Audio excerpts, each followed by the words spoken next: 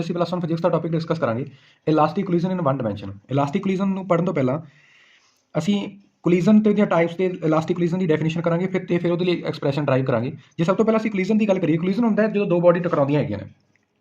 It is the interaction between the two bodies due to which the direction and magnitude of body change. ਯਾਨੀ ਕਿ ਜਦੋਂ ਦੋ body ਕਿਸੇ ਨਾਲ collide ਕਰਦੀਆਂ ਨੇ, ਟਕਰਾਉਂਦੀਆਂ ਨੇ, ਤਾਂ ਉਹਦੀ ਜਿਹੜੀ ਡਾਇਰੈਕਸ਼ਨ ਤੇ ਮੈਗਨੀਟਿਊਡ ਕੀ ਹੋ ਜਾਂਦੇ ਨੇ, ਚੇਂਜ ਹੋ ਜਾਂਦੇ ਨੇ, ਜਿਹਨੂੰ ਕੀ ਬੋਲਦੇ ਹਾਂ ਅਸੀਂ ਕੋਲੀਜਨ ਬੋਲਦੇ ਹਾਂ। ਜੇ ਟਾਈਪਸ ਆਫ ਕੋਲੀਜਨ ਦੀ ਗੱਲ ਕਰੀਏ ਤਾਂ ਦੋ ਟਾਈਪ ਦੀਆਂ ਕੋਲੀਜਨ ਹੁੰਦੀਆਂ, ਇੱਕ ਹੁੰਦੀ ਹੈ ਇਲਾਸਟਿਕ ਕੋਲੀਜਨ, ਦੂਸਰੀ ਹੁੰਦੀ ਹੈ ਇਨ ਇਲਾਸਟਿਕ ਕੋਲੀਜਨ। ਜਿਹੜੀ ਇਲਾਸਟਿਕ ਕੋਲੀਜਨ ਹੈ, ਕਿਉਂਕਿ ਜਿਹੜਾ ਆਪਣਾ ਆਰਟੀਕਲ ਹੈ ਉਹ ਵੀ ਕੀ ਹੈ, ਇਲਾਸਟਿਕ ਕੋਲੀਜਨ। ਇਲਾਸਟਿਕ ਕੋਲੀਜਨ ਕੀ ਹੁੰਦੀ ਹੈ? If there is no loss of kinetic energy during the collision is called elastic collision. यानी कि जे काइनेटिक एनर्जी का कोई लॉस ना हो ड्यूरिंग द कोलिजन है तो की बोलते हैं ਅਸੀਂ इलास्टिक कोलिजन बोलते हैं। इलास्टिक कोलिजन ਦੇ ਵਿੱਚ ਇੱਕ ਤਾਂ ਜਿਹੜੀ काइनेटिक एनर्जी है वो कंजर्व रहती है, यानी कि चेंज नहीं होती हैगी, सेम रहती है बिफोर ਤੇ आफ्टर। दूसरी ਜਿਹੜੀ मोमेंटम है वो भी की रहती है, कंजर्व रहती है। यानी कि ਇਹਦੇ ਵਿੱਚ ਦੋ ਚੀਜ਼ਾਂ ਅਸੀਂ ਲੈ ਕੇ ਚੱਲਾਂਗੇ, ਇੱਕ ਤਾਂ काइनेटिक एनर्जी कंजर्व रहती है, वो आर्टिकल 'ਚ ਆਪਾਂ डिस्कस करांगे। दूसरी ਜਿਹੜੀ मोमेंटम है वो भी की रहती है, कंजर्व रहती है। जे इन इलास्टिक कोलिजन की डेफिनेशन की गल करिए, ਉਹਦੇ 'ਚ ਕੀ ਹੈ, ਉਹਦੇ ਵਿੱਚ काइनेटिक एनर्जी ਦਾ लॉस ਹੁੰਦਾ ਹੈਗਾ। इन इलास्टिक कोलिजन ਦੇ ਵਿੱਚ ਕੀ ਹੁੰਦਾ ਹੈ, काइनेटिक एनर्जी ਦਾ लॉस ਹੁੰਦਾ ਹੈ। इन इलास्टिक ਦੇ ਵਿੱਚ ਤਾਂ काइनेटिक एनर्जी ਦਾ लॉस ਹੁੰਦਾ ਹੈ ਤੇ इलास्टिक ਦੇ ਵਿੱਚ लॉस नहीं ਹੁੰਦਾ। ਤਾਂ ਅੱਜ ਦਾ ਆਪਣਾ ਟੌਪਿਕ ਕੀ ਹੈ, इलास्टिक कोलिजन इन 1 ਡਾਇਮੈਂਸ਼ਨ ਹੈਗਾ। ਹੁਣ ਜੇ ਅਸੀਂ ਐਕਸਪ੍ਰੈਸ਼ਨ ਦੀ ਗੱਲ ਕਰੀਏ ਇਲਾਸਟਿਕ ਕੋਲੀਜਨ ਲਈ, ਤਾਂ ਐਕਸਪ੍ਰੈਸ਼ਨ ਦੇ ਵਿੱਚ ਕੀ ਆਪਣੇ ਕੋਲ ਦੋ ਬਾਡੀ ਨੇ। ਦੇਖੋ, ਇੱਕ ਬਾਡੀ ਹੈਗੀ A ਤੇ ਦੂਸਰੀ ਕਿੰਨੀ ਹੈ B। A ਦਾ ਮਾਸ ਕਿੰਨਾ ਹੈਗਾ ਆਪਣੇ ਕੋਲ m1 ਤੇ B ਦਾ ਮਾਸ ਕਿੰਨਾ ਹੈ m2। ਇਨੀਸ਼ੀਅਲ ਵੈਲੋਸਿਟੀ A ਦੀ ਕਿੰਨੀ ਹੈ u1 ਤੇ B ਦੀ ਕਿੰਨੀ ਹੈ u2 ਹੈਗੀ ਹੈ। ਜੋ ਆਪਣੇ ਕੋਲ ਦੋ ਬਾਡੀ ਨੇ A ਤੇ B, ਜਿਹਦੇ ਮਾਸ m1 ਤੇ m2 ਨੇ, ਅਲੋਂਗ ਦਾ ਸਟ੍ਰੇਟ ਲਾਈਨ ਮੂਵ ਕਰ ਰਹੇ ਹੈਗੇ ਨੇ, ਜਿਹਦੀ ਵੈਲੋਸਿਟੀ ਇਨੀਸ਼ੀਅਲ ਵੈਲੋਸਿਟੀ u1 ਤੇ u2 ਨੇ। ਤੇ ਜਦੋਂ ਦੋਨੋਂ ਕੋਲਾਈਡ ਕਰੇ, ਦੇਖੋ ਇਹ ਕੀ ਨੇ, ਬਿਫੋਰ ਕੋਲੀਜਨ। ਕਿਉਂਕਿ ਜੇ u1 ਜ਼ਿਆਦਾ ਹੈ u2 ਨਾਲੋਂ, ਯਾਨੀ ਕਿ ਬਾਡੀ ਤੇਜ਼ ਮੂਵ ਕਰ ਰਹੀ ਹੈ, ਸਲੋ ਮੂਵ ਕਰ ਰਹੀ ਹੈ, ਤਾਂ ਦੋਨੋਂ ਕੀ ਕਰਨਗੀਆਂ, ਕੋਲਾਈਡ ਕਰਨਗੀਆਂ, ਟਕਰਾਉਣਗੀਆਂ। ਇਹ ਹੈਗਾ ਬਿਫੋਰ ਕੋਲੀਜਨ, ਇਹ ਹੈਗਾ ਡਿਊਰਿੰਗ ਕੋਲੀਜਨ। ਜਦੋਂ ਦੋਨੋਂ ਟਕਰਾ ਗਏ ਤਾਂ ਟਕਰਾਉਣ ਤੋਂ ਬਾਅਦ ਦੇਖੋ ਮਾਸ ਤਾਂ ਚੇਂਜ ਨਹੀਂ ਹੁੰਦਾ। ਪਹਿਲੇ ਦਾ ਮਾਸ m1 ਰਹਿਣਾ, ਦੂਸਰੇ ਦਾ ਮਾਸ ਕਿੰਨਾ ਰਹਿਣਾ, m2। ਬਟ ਉਹਦੀ ਵੈਲੋਸਿਟੀ ਕੀ ਹੋ ਜਾਣੀਆਂ ਨੇ, ਆਫਟਰ ਕੋਲੀਜਨ ਤੋਂ ਬਾਅਦ ਉਹਦੀ ਵੈਲੋਸਿਟੀ ਚੇਂਜ ਹੋ ਕੇ ਕਿੰਨੀ ਬਣ ਜਾਣੀ ਹੈ, v1 ਤੇ v2। ਇਹਦੀ ਵੈਲੋਸਿਟੀ ਕਿੰਨੀ ਬਣ ਜਾਣੀ ਹੈ, v1, ਤੇ ਦੂਸਰੇ ਦੀ ਕਿੰਨੀ ਬਣ ਜਾਣੀ ਹੈ, v2 ਬਣ ਜਾਣੀ ਹੈ। ਇੱਕ ਚੀਜ਼ ਧਿਆਨ ਰੱਖਣ ਵਾਲੀ ਹੈ ਕਿ u1 ਜ਼ਿਆਦਾ ਹੈਗਾ ਕਿਹਦੇ ਨਾਲੋਂ, u2 ਨਾਲੋਂ, ਤਾਂ ਹੀ ਇਹ ਕੋਲਾਈਡ ਕਰਨਗੇ ਜੇ ਅੱਗੇ ਵਾਲੀ ਚੀਜ਼ ਸਲੋ ਹੈ ਤੇ ਪਿੱਛੇ ਵਾਲੀ ਚੀਜ਼ ਕੀ ਹੈਗੀ ਹੈ, ਤੇਜ਼ ਆ ਰਹੀ ਹੈਗੀ ਹੈ। ਤਾਂ ਹੈਗਾ ਬਿਫੋਰ ਕੋਲੀਜਨ, ਇਹ ਹੈਗਾ ਡਿਊਰਿੰਗ ਕੋਲੀਜਨ, ਇਹ ਹੈਗਾ ਆਫਟਰ ਕੋਲੀਜਨ। ਤਾਂ ਅਸੀਂ ਪੁਆਇੰਟ ਡਿਸਕਸ ਕਰਦੇ ਹੈਗੇ ਕਿ ਕਿਵੇਂ ਮੋਮੈਂਟਮ ਤੇ ਕਾਈਨੈਟਿਕ ਐਨਰਜੀ ਚੇਂਜ ਕਰਦੀ ਹੈ ਜਾਂ ਨਹੀਂ ਚੇਂਜ ਕਰਦੀ ਹੈਗੀ। ਜੇ ਗੱਲ ਕਰੀਏ ਟੋਟਲ ਮੋਮੈਂਟਮ ਬਿਫੋਰ ਕੋਲੀਜਨ, ਟਕਰਾਉਣ ਤੋਂ ਪਹਿਲਾਂ ਉਹਦੀ ਮੋਮੈਂਟਮ ਕਿੰਨੀ ਹੈ? ਪਹਿਲੇ ਦੀ ਮੋਮੈਂਟਮ ਕਿਹਦੇ ਬਰਾਬਰ ਹੁੰਦੀ ਹੈ, mb ਦੇ, ਯਾਨੀ ਕਿ ਮਾਸ ਇਨਟੂ ਵੈਲੋਸਿਟੀ। ਤਾਂ ਪਹਿਲੇ ਦੀ ਮੋਮੈਂਟਮ ਕਿੰਨੀ ਹੈ, m1 u1, ਤੇ ਦੂਸਰੇ ਦੀ ਕਿੰਨੀ ਹੋਣੀ ਹੈ, ਕਿਉਂਕਿ ਜੇ ਟੋਟਲ ਦੇਖਣੇ ਤਾਂ ਦੋਨੋਂ ਦਾ ਪਲੱਸ ਹੋ ਜਾਣਾ, ਤਾਂ ਦੂਸਰੇ ਦੀ ਮੋਮੈਂਟਮ ਕਿੰਨੀ ਹੋਣੀ ਹੈ, m2 u2। Similarly after collision ਕਿੰਨੀ ਬਣ ਜਾਣੀ ਹੈ, ਟੋਟਲ ਮੋਮੈਂਟਮ ਆਫਟਰ ਕੋਲੀਜਨ ਦੇ ਵਿੱਚ ਦੇਖੋ ਮਾਸ ਕਿੰਨਾ m1, ਵੈਲੋਸਿਟੀ ਕਿੰਨੀ ਹੈ v1 ਪਹਿਲੇ ਦੀ, m1 v1, ਦੂਸਰੇ ਦੀ ਕਿੰਨੀ ਹੋ ਜਾਣੀ ਹੈ m2 v2 plus m2 v2। ਇਹ ਸਾਡੇ ਕੋਲੇ ਬਿਫੋਰ ਤੇ ਆਫਟਰ ਕੀ ਆ ਗਈਆਂ, ਸਾਡੇ ਕੋਲੇ ਮੋਮੈਂਟਮ ਆ ਗਈਆਂ। ਹੁਣ ਜਿਹੜਾ ਆਪਾਂ ਨੂੰ ਪਤਾ ਹੈ ਜਿਹੜੀ ਇਲਾਸਟਿਕ ਕੋਲੀਜਨ ਹੁੰਦੀ ਉਹਦੇ ਵਿੱਚ ਮੋਮੈਂਟਮ ਕੀ ਰਹਿੰਦੀ ਹੈ, ਕੰਜ਼ਰਵ ਰਹਿੰਦੀ ਹੈ। ਯਾਨੀ ਕਿ ਬਿਫੋਰ ਤੇ ਆਫਟਰ ਮੋਮੈਂਟਮ ਕੀ ਰਹਿਣੀ ਹੈ, ਸੇਮ ਰਹਿਣੀ ਹੈਗੀ ਹੈ according to law of conservation of momentum before collision ਤੇ ਮੋਮੈਂਟਮ ਆਫਟਰ ਕੋਲੀਜਨ ਦੋਨੋਂ ਕੀ ਰਹਿਣਗੀਆਂ, ਇਕੁਅਲ ਰਹਿਣਗੇ। ਤਾਂ ਦੋਨੋਂ ਨੂੰ ਇਕੁਅਲ ਰੱਖ ਲਓ। ਬਿਫੋਰ ਕਿੰਨੀ ਹੈ, m1 u1, m2 u2 ਕਿਹਦੇ ਕੋਲ ਆ ਜਾਣੀ ਹੈ, m1 v1 plus m2 v2 ਦੇ ਇਕੁਅਲ ਆ ਜਾਣੀ ਹੈਗੀ। ਇੱਥੋਂ m1 ਵਾਲੇ ਨੂੰ ਇੱਕ ਸਾਈਡ ਕਰ ਲਓ ਤੇ m2 ਵਾਲੇ ਨੂੰ ਇੱਕ ਸਾਈਡ ਕਰ ਲਓ। ਇੱਧਰ ਕਿੰਨਾ ਹੈਗਾ ਆਪਣੇ ਕੋਲੇ m1 u1, ਇੱਧਰ ਜਿਹੜਾ m1 v1 ਹੈ ਇੱਧਰ ਆ ਕੇ ਕਾਹਦਾ ਹੋ ਗਿਆ, ਮਾਈਨਸ ਦਾ m1 v1, ਆ m2 v2 ਇੱਥੇ ਹੈ, ਇੱਧਰ ਪਲੱਸ ਦਾ, ਇੱਧਰ ਆ ਕੇ ਕਾਹਦਾ ਹੋ ਗਿਆ, ਮਾਈਨਸ ਦਾ ਹੋ ਗਿਆ m2 u2। ਇਹਨਾਂ ਦੋਨਾਂ ਚੋਂ m1 ਤੇ m2 ਕਾਮਨ ਕੱਢ ਲਓ। ਤਾਂ ਇੱਥੋਂ ਕੀ ਆ ਗਿਆ, m1 ਕਾਮਨ ਆ ਗਿਆ, ਅੰਦਰ ਕੀ ਰਹਿ ਗਿਆ u1 ਮਾਈਨਸ v1, ਇੱਥੇ ਕਿੰਨਾ ਰਹਿ ਗਿਆ m2 ਕਾਮਨ ਆ ਗਿਆ v2 ਮਾਈਨਸ u2। ਇਹਨੂੰ ਇਕੁਏਸ਼ਨ ਨੰਬਰ ਦੇ ਦਿਓ 1। ਹੁਣ ਸਿਮਿਲਰਲੀ ਆਪਣੇ ਕੋਲ ਕਾਈਨੈਟਿਕ ਐਨਰਜੀ ਬਿਫੋਰ ਕੋਲੀਜਨ, ਕਿਉਂਕਿ ਦੇਖੋ ਬਿਫੋਰ ਕੋਲੀਜਨ ਕਾਈਨੈਟਿਕ ਐਨਰਜੀ ਦਾ ਫਾਰਮੂਲਾ ਕਿੰਨਾ 1/2 mv², ਠੀਕ ਹੈ। ਤਾਂ ਬਿਫੋਰ ਕੋਲੀਜਨ ਕਾਈਨੈਟਿਕ ਐਨਰਜੀ ਕਿੰਨੀ ਆ ਜਾਣੀ ਆਪਣੇ ਕੋਲੇ, 1/2 m1 u1 plus 1/2 m2 u2। ਤਾਂ ਬਿਫੋਰ ਕੋਲੀਜਨ ਕਾਈਨੈਟਿਕ ਐਨਰਜੀ ਕਿੰਨੀ ਆ ਜਾਣੀ ਆਪਣੇ ਕੋਲੇ, 1/2 m1 u1² plus 1/2 m2 u2²। ਹੁਣ ਕਾਈਨੈਟਿਕ ਐਨਰਜੀ ਆਫਟਰ ਕੋਲੀਜਨ ਦੇਖਾਂਗੇ ਅਸੀਂ। ਹੁਣ ਆਫਟਰ ਕੋਲੀਜਨ ਕੀ ਹੈ, ਕਾਈਨੈਟਿਕ ਐਨਰਜੀ ਆਫਟਰ ਕੋਲੀਜਨ। ਜੇ ਆਫਟਰ ਡਾਇਗਰਾਮ ਦੀ ਚੈੱਕ ਕਰੀਏ, ਆਫਟਰ ਕੋਲੀਜਨ ਟਕਰਾਉਣ ਤੋਂ ਬਾਅਦ ਕਿੰਨੀ ਹੈ ਆਪਣੇ ਕੋਲੇ, 1/2 m1 v1² plus 1/2 m2 v2², ਠੀਕ ਹੈ। ਤਾਂ ਇਹ ਕਾਈਨੈਟਿਕ ਐਨਰਜੀ ਆ ਜਾਣੀ ਆਫਟਰ ਕੋਲੀਜਨ ਕਿੰਨੀ ਆ ਗਈ, ਦੇਖੋ 1/2 m1 v1² plus 1/2 m2 v2²। ਹੁਣ ਸਿਮਿਲਰਲੀ ਕਾਈਨੈਟਿਕ ਐਨਰਜੀ ਦਾ ਵੀ ਕੋਈ ਲਾਸ ਨਹੀਂ ਹੁੰਦਾ ਹੈਗਾ, ਕੰਜ਼ਰਵ ਰਹਿੰਦੀ ਹੈਗੀ ਹੈ ਇਲਾਸਟਿਕ ਕੋਲੀਜਨ ਦੇ ਵਿੱਚ। ਤਾਂ ਦੋਨੋਂ ਨੂੰ ਬਰਾਬਰ ਰੱਖਾਂਗੇ ਅਸੀਂ। ਤਾਂ according to law of conservation of kinetic energy, ਇਹ ਕੀ ਕਹਿੰਦਾ ਹੈ ਕਿ ਕਾਈਨੈਟਿਕ ਐਨਰਜੀ ਬਿਫੋਰ ਕੋਲੀਜਨ ਤੇ ਕਾਈਨੈਟਿਕ ਐਨਰਜੀ ਆਫਟਰ ਕੋਲੀਜਨ ਦੋਨੋਂ ਕੀ ਹੋਣਗੇ, ਇਕੁਅਲ। ਦੋਨੋਂ ਨੂੰ ਇਕੁਅਲ ਰੱਖ ਲਓ। 1/2 m1 u1 Square plus 1/2 m2 u2 Square ਕਿਹਦੇ ਕੋਲ ਆ ਜਾਣਾ 1/2 ਆਫਟਰ ਕੋਲੀਜ਼ਨ ਦੇ m1 v1 Square plus 1/2 m2 v2 Square. ਦੇਖੋ ਸਾਰਿਆਂ ਦੇ ਵਿੱਚੋਂ 1/2 ਕਾਮਨ ਨਿਕਲ ਕੇ ਕੈਂਸਲ ਆਊਟ ਹੋ ਰਿਹਾ, ਕਾਮਨ ਨਿਕਲ ਕੇ ਕੈਂਸਲ ਆਊਟ ਕਰਨਾ ਸੀ ਨੇ, ਫਿਰ m1 ਵਾਲੇ ਨੂੰ ਇੱਕ ਸਾਈਡ ਕਰ ਲਾਂਗੇ ਤੇ m2 ਵਾਲੇ ਨੂੰ ਇੱਕ ਸਾਈਡ ਕਰ ਲਾਂਗੇ ਅਸੀਂ। ਦੇਖੋ ਕੀ ਬਚ ਜਾਣਾ ਸਾਰਿਆਂ ਦੇ ਵਿੱਚੋਂ 1/2 ਕੈਂਸਲ ਆਊਟ ਹੋ ਗਿਆ। ਹੁਣ m1 ਇੱਧਰ ਹੈ ਤਾਂ m1 ਵਾਲੇ ਨੂੰ ਇੱਧਰ ਲੈ ਕੇ ਆਵਾਂਗੇ ਮਾਈਨਸ ਦਾ ਹੋ ਜਾਣਾ, m2 v2 ਇੱਧਰ ਰਹਿਣਾ ਇਹਨੂੰ ਉੱਧਰ ਲੈ ਜਾਵਾਂਗੇ ਤਾਂ ਸਾਡੇ ਕੋਲ ਕੀ ਚੀਜ਼ ਬਚ ਜਾਣੀ ਦੇਖੋ ਕਿੰਨਾ ਬਚ ਗਿਆ m1 ਕਾਮਨ ਨਿਕਲ ਗਿਆ m1 u1 Square minus v1 Square, ਦੂਸਰੇ ਸਾਈਡ ਤੋਂ m2 ਕਾਮਨ ਨਿਕਲ ਜਾਣਾ v2 Square minus u2 Square, ਇਹ ਚੀਜ਼ ਬਚ ਜਾਣੀ ਹੈਗੀ ਹੈ। ਹੁਣ ਇਹਨੂੰ ਇਕੁਏਸ਼ਨ ਨੰਬਰ ਦੇ ਦਿਓ 2। ਹੁਣ ਕੀ ਕਰਨਾ ਅਸੀਂ ਨੇ 1 ਤੇ 2 ਨੰਬਰ ਇਕੁਏਸ਼ਨ ਨੂੰ ਡਿਵਾਈਡ ਕਰ ਦਿਓ, ਉੱਪਰ ਅਸੀਂ 2 ਨੰਬਰ ਇਕੁਏਸ਼ਨ ਨੂੰ ਰੱਖਾਂਗੇ ਜਾਨੀ ਕਿ ਉੱਪਰ ਰੱਖ ਲੈਣੇ, ਜਦੋਂ ਉੱਪਰ ਰੱਖਾਂਗੇ ਤਾਂ m1 ਇਹਦਾ ਫਾਰਮੂਲਾ ਖੋਲ ਦਿਓ a ਮਾਈਨਸ b ਦਾ, a ਮਾਈਨਸ b ਦਾ ਫਾਰਮੂਲਾ ਕੀ ਹੁੰਦਾ a square a minus b ਤੇ a ਪਲੱਸ b, ਇਹ ਕਿੰਨਾ ਬਣ ਗਿਆ ਸਾਡੇ ਕੋਲੇ, ਪਹਿਲਾਂ ਤਾਂ ਸਿਮਿਲਰਲੀ ਲਿਖ ਲਓ ਬਾਅਦ ਚ ਖੋਲ ਦਿੰਦੇ ਹੈਗੇ ਆਪਾਂ। ਤੇ ਜਿਹੜੀ ਇਹ ਤਾਂ ਹੋਗੀ 2 ਦੀ ਵੈਲਿਊ, 1 ਦੀ ਵੈਲਿਊ ਦੇਖੋ ਕੀ ਹੈ ਇਕੁਏਸ਼ਨ ਨੰਬਰ 1 ਦੀ, ਆ ਇਕੁਏਸ਼ਨ ਨੰਬਰ 1 ਦੀ ਹੈ ਤਾਂ ਨੀਚੇ ਕਿੰਨਾ ਆ ਜਾਣਾ m1 u1 minus v1। Similarly ਆਹ ਸਾਈਡ ਲਿਖਾਂਗੇ ਅਸੀਂ, ਉਹ ਕਿੰਨੀ ਹੈ m2 ਨਾਲ ਕੀ ਰਹਿ ਗਿਆ ਮੇਰੇ ਕੋਲੇ b2 Square minus u2 Square, ਤਾਂ ਨੀਚੇ ਕਿੰਨਾ ਆ ਜਾਣਾ ਇਹਦੇ ਦੇਖੋ ਨੀਚੇ ਕਿੰਨਾ ਆ ਜਾਣਾ ਆ ਵੈਲਿਊ ਆ ਜਾਣੀ ਹੈਗੀ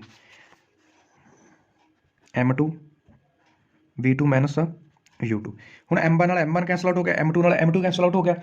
ਹੁਣ ਦੇਖੋ ਇਹਦਾ ਫਾਰਮੂਲਾ ਖੋਲ ਦਿਓ a minus a square minus b square ਦਾ, ਉਹ ਕੀ ਫਾਰਮੂਲਾ ਕੀ ਹੁੰਦਾ a ਮਾਈਨਸ b ਤੇ a ਪਲੱਸ b, ਨੀਚੇ ਕਿੰਨਾ ਆ ਗਿਆ u1 minus b1। a minus b ਤੇ a ਪਲੱਸ b ਕਿਹਦਾ ਫਾਰਮੂਲਾ ਹੁੰਦਾ a square minus b square ਦਾ। ਸਿਮਿਲਰਲੀ ਇੱਧਰ ਵੀ ਖੋਲ ਦਿੰਦੇ ਹਾਂ v2 minus u2 b2 plus u2, ਨੀਚੇ ਕਿੰਨਾ ਰਹਿ ਗਿਆ b2 ਮਾਈਨਸ u2, ਆ ਤਾਂ ਕੈਂਸਲ ਆਊਟ ਹੋ ਗਏ ਤਾਂ ਇੱਥੇ ਕਿੰਨਾ ਬਚ ਗਿਆ u1 ਪਲੱਸ v1, ਇੱਧਰ ਕਿੰਨਾ ਬਚ ਗਿਆ v2 ਪਲੱਸ u2 ਬਚ ਗਿਆ। ਇੱਥੋਂ v2 ਦੀ ਵੈਲਿਊ ਕੱਢ ਲਓ, v2 ਦੀ ਵੈਲਿਊ ਕਿੰਨੀ ਆ ਗਈ v2 ਦੀ ਵੈਲਿਊ ਕੱਢਾਂਗੇ ਤਾਂ u2 ਉੱਧਰ ਜਾ ਕੇ ਮਾਈਨਸ ਦਾ ਹੋ ਜਾਣਾ, ਯਾਨੀ ਕਿ ਮੇਰੇ ਕੋਲ ਕਿੰਨਾ ਆ ਜਾਣਾ u1 plus v1 minus u2। ਇਹਨੂੰ ਕੋਈ ਨਾ ਕੋਈ ਇਕੁਏਸ਼ਨ ਨੰਬਰ ਦੇ ਦਿਓ, ਮੰਨ ਲਓ 3 ਨੰਬਰ ਇਕੁਏਸ਼ਨ ਨੂੰ 1 ਨੰਬਰ ਇਕੁਏਸ਼ਨ ਦੇ ਵਿੱਚ ਪੁੱਟ ਕਰਨਾ ਅਸੀਂ ਨੇ, ਠੀਕ ਹੈ 1 ਨੰਬਰ ਇਕੁਏਸ਼ਨ ਆਇਆ ਯਾਨੀ ਕਿ ਇੱਥੇ v2 ਦੀ ਵੈਲਿਊ ਪੁੱਟ ਕਰਨੀ ਹੈ ਕੱਢ ਕੇ ਅਸੀਂ ਨੇ, ਠੀਕ ਹੈ। ਤਾਂ ਸਾਡੇ ਕੋਲ ਕਿੰਨਾ ਰਹਿ ਜਾਣਾ m1 u1 ਮਾਈਨਸ v1 ਤੇ m2 ਇੱਥੇ ਵੈਲਿਊ ਪੁੱਟ ਕਰਾਂਗੇ ਮਾਈਨਸ ਇਹ ਚੀਜ਼ ਆ ਜਾਣੀ ਹੈ। ਦੇਖੋ ਕਿੰਨਾ ਬਣ ਗਿਆ, ਪਹਿਲਾਂ ਤਾਂ ਅਸੀਂ v2 ਦੀ ਵੈਲਿਊ ਸਾਡੇ ਕੋਲ ਆ ਗਈ, ਇਹਨੂੰ ਕਿਹਦੇ ਚ ਪੁੱਟ ਕਰਨਾ ਹੈ 3 ਨੰਬਰ ਇਕੁਏਸ਼ਨ ਨੂੰ 1 ਨੰਬਰ ਇਕੁਏਸ਼ਨ ਦੇ ਵਿੱਚ ਪੁੱਟ ਕਰਨਾ ਹੈ। ਤਾਂ ਸਾਡੇ ਕੋਲ ਦੇਖੋ ਕਿੰਨਾ ਬਚ ਜਾਣਾ ਜੇ ਗੱਲ ਕਰੀਏ 1 ਨੰਬਰ ਇਕੁਏਸ਼ਨ ਦੇ ਵਿੱਚ, 1 ਨੰਬਰ ਇਕੁਏਸ਼ਨ ਕਿੰਨੀ ਹੈ m1 u1 minus v1 equal to m2। ਹੁਣ v2 ਦੀ ਇੱਥੇ ਵੈਲਿਊ ਪੁੱਟ ਕਰਾਂਗੇ, v2 ਦੀ ਵੈਲਿਊ ਕਿੰਨੀ ਹੈ ਆ v2 ਦੀ ਹੈ u1 plus v1 minus u2 ਤੇ ਨਾਲ ਕਿੰਨਾ ਮਾਈਨਸ u2। ਹੁਣ ਦੇਖੋ ਸਾਡੇ ਕੋਲ ਕਿੰਨਾ ਬਣ ਗਿਆ ਮਾਈਨਸ u2 ਕਿੰਨਾ ਬਣ ਗਿਆ ਮਾਈਨਸ 2u2 ਬਣ ਗਿਆ, ਠੀਕ ਹੈ। ਲਿਖ ਲੈਂਦੇ ਹਾਂ ਅਸੀਂ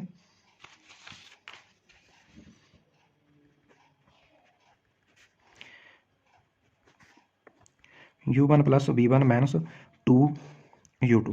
ਹੁਣ ਇਹਦੇ ਵਿੱਚ ਅਸੀਂ v1 ਦੀ ਵੈਲਿਊ ਕੱਢਣੀ ਹੈ, ਠੀਕ ਹੈ। ਤਾਂ ਉਸ ਤਰੀਕੇ ਨਾਲ ਆਪਾਂ ਸੋਲਵ ਕਰਾਂਗੇ, ਪਹਿਲਾਂ ਸਾਰੇ ਅੰਦਰ ਮਲਟੀਪਲਾਈ ਕਰਾਂਗੇ, ਫਿਰ ਜਿਹੜੇ v1 ਵਾਲੇ ਇਹਨਾਂ ਨੂੰ ਇੱਕ ਸਾਈਡ ਕਰਾਂਗੇ ਤੇ ਉੱਥੋਂ v1 ਦੀ ਵੈਲਿਊ ਕੱਢਾਂਗੇ। ਤਾਂ ਇਸ ਤਰੀਕੇ ਨਾਲ ਅਸੀਂ ਇਹਦੇ ਵਿੱਚ ਚੱਲਣਾ ਹੈਗਾ। ਹੁਣ ਸਭ ਤੋਂ ਪਹਿਲਾਂ ਤਾਂ ਆਪਾਂ ਇਹਨੂੰ ਅੰਦਰ ਮਲਟੀਪਲਾਈ ਕਰ ਲੈਣੇ, ਕਿੰਨਾ ਬਣ ਗਿਆ m1 u1 minus m1 v1 equal to m2 u1 plus m2 v1 minus 2m2 u2।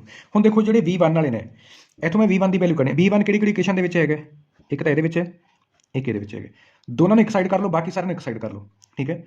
ਜਿਵੇਂ ਇੱਧਰ ਪਲੱਸ ਦਾ ਮੈਂ ਇਹਨੂੰ ਇੱਧਰ ਲੈ ਆਉਣਾ ਤੇ ਇਹਨਾਂ ਇੱਕ ਤੇ ਇੱਕ ਦੋ ਇਹਨਾਂ ਨੂੰ ਉੱਧਰ ਲੈ ਜਾਣਾ, ਕਿਉਂਕਿ ਮੈਨੂੰ ਪਲੱਸ ਦੇ ਵਿੱਚ ਰੱਖ ਲੂੰਗਾ v1 ਨੂੰ, ਤਾਂ ਇਹਨੂੰ ਇੱਕ ਸਾਈਡ ਲੈ ਆਉਂਦੇ, ਇਹਨੂੰ ਇੱਧਰ ਹੀ ਰੱਖ ਦਿਆਂਗੇ m1 u1, ਆ ਇੱਧਰ ਆ ਕੇ ਕਿਹਦਾ ਹੋ ਗਿਆ ਮਾਈਨਸ ਦਾ m2 u1, ਆ ਇੱਧਰ ਮਾਈਨਸ ਦਾ ਇੱਧਰ ਆ ਕੇ ਕਾਹਦਾ ਹੋ ਗਿਆ ਪਲੱਸ ਦਾ 2m2 u2, ਆ ਇੱਧਰ ਹੈਗਾ m2 v1, ਆ ਇੱਧਰ ਮਾਈਨਸ ਦਾ ਤਾਂ ਇੱਧਰ ਆ ਕੇ ਕਾਹਦਾ ਹੋ ਗਿਆ ਪਲੱਸ ਦਾ m1 v1। ਹੁਣ ਦੇਖੋ ਅਸੀਂ ਕੀ ਕਰ ਲਿਆ v1 ਦੀ ਵੈਲਿਊ ਕੱਢਣੀ, ਤਾਂ v1 ਵਾਲੇ ਨੇ ਇੱਕ ਸਾਈਡ ਕਰ ਲਿਆ। ਹੁਣ ਇਹਨਾਂ ਚੋਂ v1 ਕਾਮਨ ਆ ਰਿਹਾ, ਇੱਥੋਂ v1 ਦੀ ਵੈਲਿਊ ਕੱਢ ਲਓ, ਤਾਂ ਇੱਧਰ ਕਿੰਨਾ ਰਹਿ ਗਿਆ ਆਪਣੇ ਕੋਲੇ, ਇਹਨੂੰ ਮੈਂ ਇੱਧਰ ਲਿਖ ਲੈਣਾ, ਦੂਸਰੇ ਨੂੰ ਇੱਧਰ ਲਿਖ ਲੈਣਾ। ਇਹਨਾਂ ਦੋਨਾਂ ਦੇ ਵਿੱਚ ਕੀ ਕਾਮਨ ਆ ਗਿਆ v1 ਕਾਮਨ ਆ ਗਿਆ, ਇਹਨੂੰ ਮੈਂ ਇੱਧਰ ਲਿਖ ਲਾਂ M1 प्लस M2 ਦੇ ਵਿੱਚੋਂ ਕੀ ਕਾਮਨ ਆ ਰਿਹਾ B1। ਇਹਨੂੰ ਸਾਰਿਆਂ ਨੂੰ ਸਿਮਿਲਰਲੀ ਲਿਖ ਦਿੰਦੇ ਹੈਗੇ M1 U1 plus 2M2 U2 minus M2 U1। आ क्वेश्चन मैं सिमिलरली लिख लिया, ये की कॉमन निकल गया V1। हुण V1 की वैल्यू कट दो तो मतलब बाकी सारी चीज़ नीचे चली जानी कि दूसरी साइड। पहले तो एक स्टैप और कर लें, इन्होंने दोनों के चेक करो U1 कॉमन निकल गया, ठीक है, इन्हू कॉमन कट लें M1 प्लस M2, क्योंकि फिर कैलकुलेशन सौखी रह जानी है सानू केस डिस्कस करने टाइम। इन्होंने दोनों की कॉमन आ रहा U1 कॉमन आ रहा M1 माइनस M2 ਦੇ ਵਿੱਚੋਂ ਕੀ ਕਾਮਨ ਆ ਰਿਹਾ U1 प्लस 2M2 U2। ਹੁਣ B1 ਦੀ ਵੈਲਿਊ ਕੱਢਦੇ ਆ, ਬਾਕੀ ਸਾਰੇ ਨੂੰ ਉਧਰ ਨੀਚੇ ਲੈ ਜਾਣਾ, ਦੋਨਾਂ ਨਾਲ ਡਿਵਾਈਡ ਕਰ ਦੇਣਾ ਨੇ, ਇਹਦੇ ਨੀਚੇ ਅਲੱਗ ਲੱਗ ਜਾਣਾ, ਇਹਦੇ ਨੀਚੇ ਅਲੱਗ ਲੱਗ ਜਾਣਾ। M1 माइनस M2 U1 देखो उधर मल्टीप्लाई चल रहा, इधर कितना डिवाइड हो जाना, कितना आ जाना मेरे को M1 plus M2 plus 2M2 U2 upon कितना आ गया मेरे को M1 प्लस M2। आ मेरे को V1 की वैल्यू है कि जो टकराउन तो बाद जी उनकी वेलोसिटी चेंज होनी है, वो V1 की वैल्यू कितनी रहनी है, V1 की वेलोसिटी इन्नी हो जानी, यानी कि सारी कैलकुलेशन अपने को होंगे ने, पहली बॉडी का मास होना, दूजी का मास होना, पहली की इनिशियल वेलोसिटी होनी है, दूजी की इनिशियल वेलोसिटी, सबनों कैलकुलेट करने तो बाद साढ़े को वेलोसिटी की आ जानी, पहले की आ जानी है। हुण असीं दूसरे की वेलोसिटी कढ़नी है, तो जी आ V1 की वैल्यू आई है, इनू असीं जी V2 की कढ़ी है, ठीक है, V2 की वैल्यू कढ़ी है, इत्थे असीं V1 की वैल्यू पुट कर देंगे तो साढ़े को वैल्यू आ जानी है V2 की आ जानी, यानी कि हुण असीं V2 की वैल्यू सॉल्व करांगे।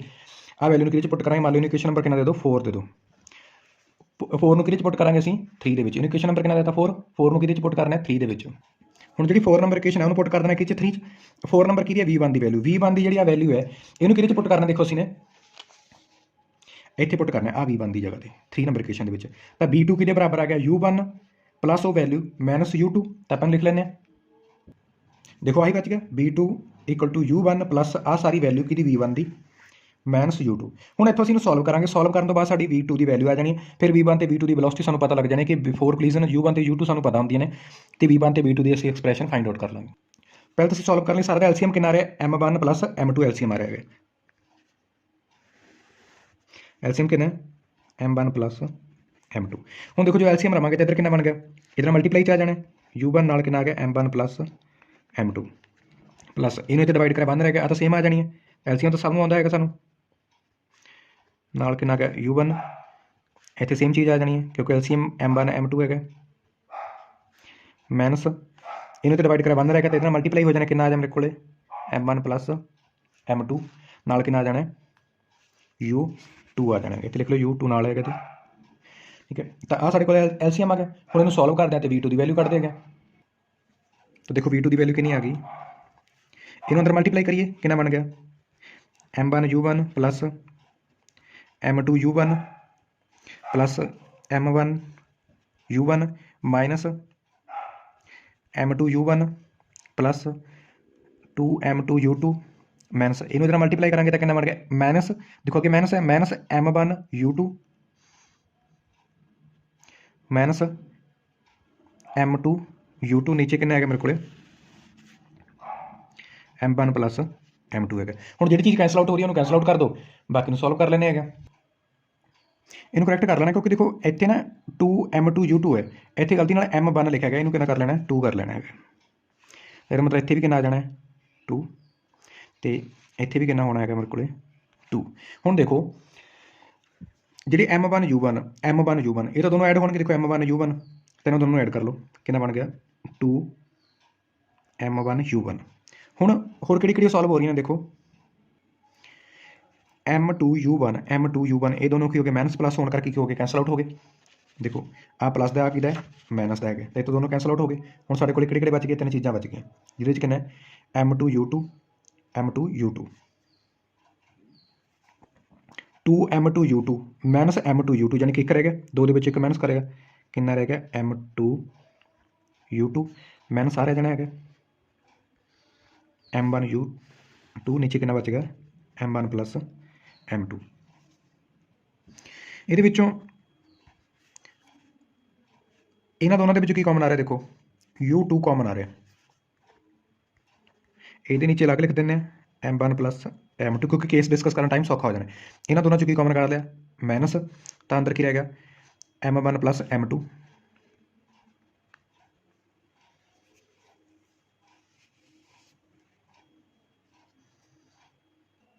ਮਾਈਨਸ ਕੱਢਣ ਦੀ ਲੋੜ ਨਹੀਂ, ਪਲੱਸ ਹੀ ਕੱਢਾਂਗੇ ਅਸੀਂ, ਕਿਉਂਕਿ ਦੇਖੋ ਜਦੋਂ ਅਸੀਂ ਇੱਥੇ ਦੇਖਿਆ 2 ਦੇ ਵਿੱਚੋਂ 1 ਮਾਈਨਸ ਕਰਿਆ ਤਾਂ ਸਾਈਨ ਕਿਹਦਾ ਪਲੱਸ ਦਾ, ਤਾਂ ਇਹਦਾ ਮਤਲਬ ਇੱਥੇ ਕਿੰਨਾ ਸਾਈਨ ਰਹਿਣਾ ਹੈ, ਪਲੱਸ ਦਾ ਸਾਈਨ ਰਹਿਣਾ ਹੈਗਾ। ਅਤੇ ਇੱਥੇ ਕਿੰਨਾ ਰਹਿ ਗਿਆ m2 ਮਾਈਨਸ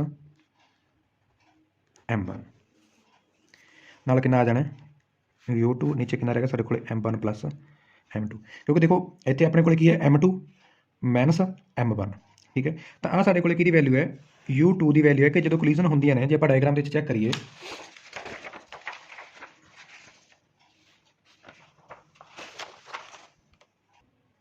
ਸਾਨੂੰ ਬਿਫੋਰ ਕੋਲੀਜ਼ਨ u1 ਤੇ u2 ਪਤਾ ਹੁੰਦੀਆਂ ਨੇ, ਤਾਂ ਅਸੀਂ ਕਿਹੜੀ ਕੱਢਦੇ ਹਾਂ ਕਿ ਟਕਰਾਉਣ ਤੋਂ ਬਾਅਦ v1 ਤੇ v2 ਦੀ ਵੈਲਿਊ ਕਿੰਨੀਆਂ ਹੋਣਗੀਆਂ, ਕਿਉਂਕਿ ਸਾਨੂੰ ਮਾਸ ਤਾਂ ਇਹਨਾਂ ਦੇ ਪਤਾ ਹੈ ਕਿ ਕੋਈ ਹੈਵੀ ਚੀਜ਼ ਟਕਰਾ ਰਹੀ ਹੈ ਜਾਂ ਕੋਈ ਲਾਈਟ ਵੇਟ ਦੀ ਚੀਜ਼ ਟਕਰਾ ਰਹੀ ਹੈਗੀ, ਤਾਂ ਆਫਟਰ ਕੋਲੀਜ਼ਨ ਅਸੀਂ v1 ਤੇ v2 ਦੀਆਂ ਵੈਲਿਊ ਕੈਲਕੂਲੇਟ ਕਰ ਲਈਆਂ ਨੇ। ਹੁਣ ਅਸੀਂ ਸਪੈਸ਼ਲ ਕੇਸ ਡਿਸਕਸ ਕਰਾਂਗੇ ਕਿ ਜੇ ਦੋਨਾਂ ਦੇ ਮਾਸ ਸੇਮ ਹੋਣ, ਜਿਹੜੀਆਂ ਬਾਡੀਆਂ ਕੋਲਾਈਡ ਕਰ ਰਹੀਆਂ ਨੇ, ਤਾਂ ਉਹਨਾਂ ਦੇ ਜੇ ਮਾਸ ਸੇਮ ਹੋਣ ਤਾਂ v1 ਤੇ v2 ਦੀ ਵੈਲਿਊ ਕਿੰਨੀ ਆਉਣੀਆਂ ਨੇ। ਸਭ ਤੋਂ ਪਹਿਲਾਂ ਅਸੀਂ v1 ਦੀ ਵੈਲਿਊ ਦੇਖਦੇ ਹਾਂ। ਦੇਖੋ v1 ਦੇ ਵਿੱਚ ਕੀ ਕਰਾਂਗੇ, ਇੱਥੇ ਇਹਨੂੰ ਵੀ m ਪੁੱਟ ਕਰਾਂਗੇ, m ਪੁੱਟ ਕਰਾਂਗੇ, m ਇੱਥੇ ਵੀ m ਇਹ ਚੀਜ਼ਾਂ ਅਸੀਂ ਪੁੱਟ ਕਰਦੇ ਹਾਂ, ਤੇ ਆਂਸਰ ਦੇਖਦੇ ਹਾਂ ਕਿੰਨਾ ਬਣਦਾ ਸਾਡੇ ਕੋਲ। ਦੇਖੋ v1 ਦੇ ਵਿੱਚ ਅਸੀਂ ਨੇ ਵੈਲਿਊ ਪੁੱਟ ਕਰੀ, m1 ਨੂੰ m ਪੁੱਟ ਕਰ ਲਿਆ, m2 ਨੂੰ m1 ਨੂੰ m2 ਨੂੰ m ਤੇ m ਪੁੱਟ ਕਰਿਆ, ਤਾਂ ਸਾਡੇ ਕੋਲ ਦੇਖੋ m ਮਾਈਨਸ m ਕਿੰਨਾ ਬਣ ਗਿਆ 0, ਇਹਦਾ ਮਤਲਬ ਤਾਂ ਸਾਰਾ ਫੈਕਟਰ 0 ਬਣ ਗਿਆ। ਤਾਂ ਸਾਡੇ ਕੋਲ ਇੱਥੇ ਕਿੰਨਾ ਬਚ ਗਿਆ 2m2 u2 ਅਪੋਨ 2m ਨਾਲ 2m ਕੈਂਸਲ ਆਊਟ ਹੋ ਗਿਆ। ਇਹਦਾ ਮਤਲਬ ਜਿਹੜੀ v1 ਦੀ ਵੈਲਿਊ ਕਿਹਦੇ ਬਰਾਬਰ ਆ ਗਈ, u2 ਦੇ ਇਕੁਅਲ ਆ ਗਈ, ਜਦੋਂ ਦੋਨਾਂ ਬਾਡੀ ਦਾ ਮਾਸ ਇਕੁਅਲ ਹੋਵੇ, ਯਾਨੀ ਕਿ ਪਹਿਲੀ ਬਾਡੀ ਦੀ ਜਿਹੜੀ ਵੈਲੋਸਿਟੀ ਹੈ ਉਹ ਦੂਸਰੀ ਬਾਡੀ ਦੇ ਇਨੀਸ਼ੀਅਲ ਵੈਲੋਸਿਟੀ ਦੇ ਬਰਾਬਰ ਹੋ ਜਾਣਾ। ਹੁਣ ਅਸੀਂ ਇੱਥੇ ਪੁੱਟ ਕਰਾਂਗੇ m1 ਤੇ m2 ਨੂੰ m ਪੁੱਟ ਕਰਾਂਗੇ ਤਾਂ ਕਿੰਨਾ ਬਣ ਜਾਣਾ, ਦੇਖੋ v2 ਕਿਹਦੇ ਬਰਾਬਰ ਆ ਗਿਆ, ਇਹਨੂੰ ਪੁੱਟ ਕਰੋ m ਕਿੰਨਾ ਬਚ ਗਿਆ 2 m u1 m plus m plus, ਦੇਖੋ ਇਹਨੂੰ ਵੀ m ਪੁੱਟ ਕਰੋ, ਇਹਨੂੰ ਵੀ m ਪੁੱਟ ਕਰੋ, m ਮਾਈਨਸ m ਨਾਲ ਕੀ ਆ ਗਿਆ u2, ਨੀਚੇ ਕਿੰਨਾ ਆ ਗਿਆ m ਪਲੱਸ m। ਦੇਖੋ ਇਹ ਕਿੰਨਾ ਬਚ ਗਿਆ